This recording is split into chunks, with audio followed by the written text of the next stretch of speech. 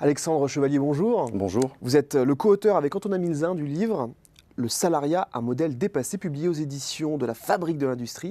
Alors cet ouvrage, c'est un petit laboratoire d'idées pour mieux concilier les besoins entre les employeurs et les salariés, parce qu'aujourd'hui, on a un peu l'impression que c'est impossible de concilier ces deux besoins, ces deux objectifs. Alors, impossible, peut-être pas complètement. En tout cas, ce qu'on constate de manière assez nette, c'est qu'il y a une évolution des besoins et des attentes des travailleurs par rapport à celle d'il y a quelques décennies ou du début du siècle dernier, de l'ère fordiste, et une évolution des besoins des entreprises. Ça se voit de deux manières. Tout d'abord, les entreprises ont besoin de plus de flexibilité qu'avant. Ça se voit parce qu'avant, le CDI à long terme était le modèle, et aujourd'hui, on voit de plus en plus de contrats courts et de contrats précaires. Typiquement aujourd'hui, même si on a beaucoup de CDI en stock d'emploi, plus de 80% des embauches aujourd'hui se font sous des formes de contrats courts. Par ailleurs, aujourd'hui, on a aussi une évolution générationnelle, et les travailleurs recherchent aussi plus d'indépendance, plus d'autonomie, notamment chez les jeunes générations, mais pas seulement. La subordination, c'est quelque chose qu'elles acceptent de moins en moins, en tout cas qu'elles évitent. Le travail dans l'entreprise, il est aujourd'hui de plus en plus connecté, de plus en plus hors de l'entreprise, et les travailleurs, ils recherchent aussi autre chose que la subordination à temps plein. Ça se voit aussi dans l'évolution de la pluriactivité.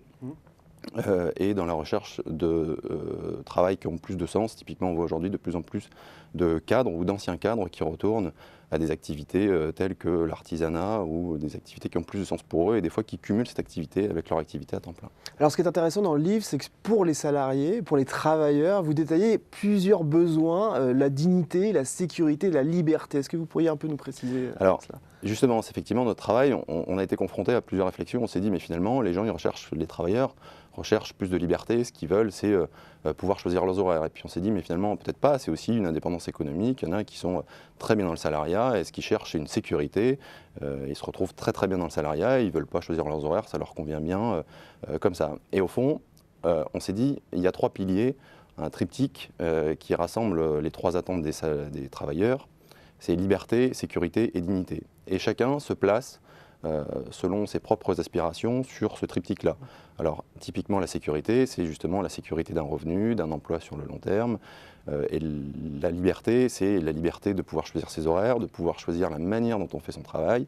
Et la dignité, c'est justement s'accomplir, créer quelque chose, participer à une aventure collective et également se former. Et chacun recherche ça, typiquement.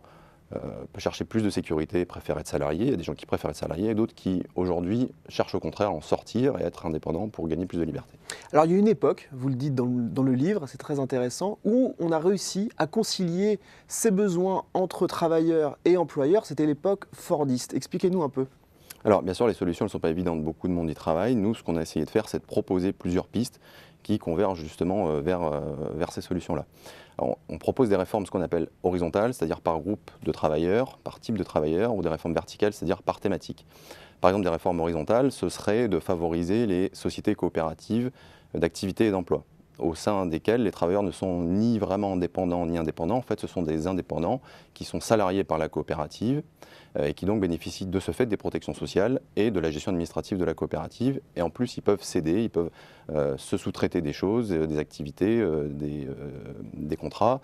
Ils peuvent céder à en trouver. Donc ça, c'est quelque chose qu'on estime devoir être favorisé et quelque chose de très bien pour favoriser justement l'épanouissement dans le travail indépendant. Il y a aussi d'autres réformes. Typiquement, beaucoup de monde aujourd'hui, beaucoup d'indépendants travaillent de plus en plus sur plateforme. On dit qu'elles n'ont pas toutes des pratiques très vertueuses. Il y a pourtant des initiatives qui ont été mises en place dans d'autres pays, notamment menées par certains syndicats. En Allemagne, par exemple, l'initiative Fair Crowdwork, qui vise à ce que les travailleurs notent les plateformes et justement communiquent entre eux, s'associent entre eux, pour justement favoriser les pratiques les plus vertueuses et les plus responsables en matière de plateforme. Et alors des exemples de solutions aussi verticales ? Alors par exemple, il y a ce que proposait le président aujourd'hui de la République, Emmanuel Macron, c'est universaliser certaines protections, comme la protection chômage, pour tous ceux qui n'y ont pas droit aujourd'hui, c'est-à-dire tous les indépendants, pourquoi ne pas universaliser la protection contre le chômage? Ce qui aura aussi des vertus pour l'entreprise d'ailleurs, puisque certains travailleurs ne seraient plus freinés par la crainte de quitter leur emploi rémunérateur s'ils avaient la protection du chômage lorsqu'ils la quittent. Il y a d'autres pistes qui sont par exemple les droits de tirage sociaux que proposent notamment plusieurs sociologues, mais notamment le juriste Alain Supiot, et qui ressemblent à ce qui a été mis en place par le compte personnel d'activité, c'est-à-dire que chaque travailleur, salarié ou non, puisse bénéficier en fonction de l'activité qu'il a menée, du volume d'activité qu'il a mené, de droit à se former, de droit à pouvoir prendre des congés pour élever ses enfants, voilà, des droits de tirage sociaux qui correspondra à l'activité qui a été effectuée, mais quel que soit le statut dans lequel elle a été effectuée. Eh bien, merci beaucoup Alexandre Chevalier pour cette analyse. Et pour celles et ceux qui veulent aller plus loin, je rappelle la publication de votre livre « Le salariat, un modèle dépassé », publié aux éditions de la Fabrique de l'Industrie. Merci à vous d'être passé sur notre plateau. Merci beaucoup.